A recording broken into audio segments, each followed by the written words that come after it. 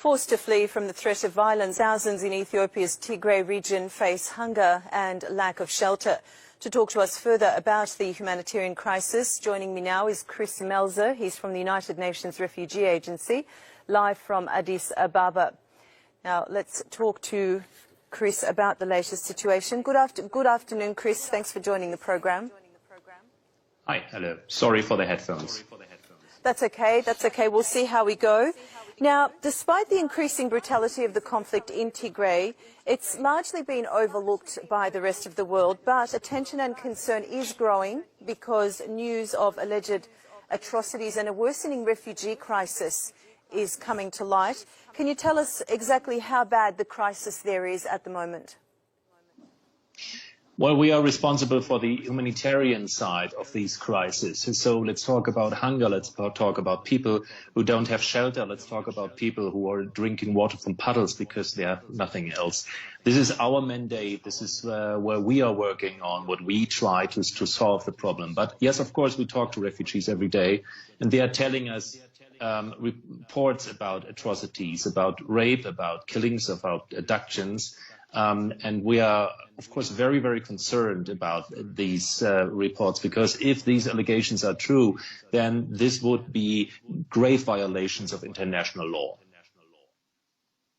Yes.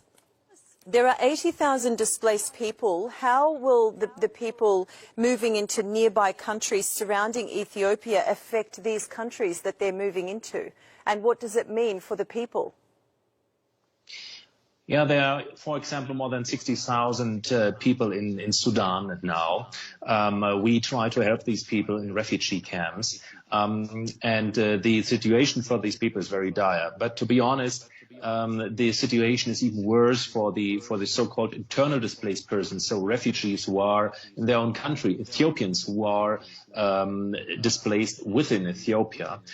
They are still within this area of conflict, and we try to help these people too, but we're talking about probably hundreds of thousands of people who are in dire need of help. Now, International Red Cross scales up its humanitarian responses for Ethiopia. However, can any future aid be prevented by soldiers and can help reach the target audience?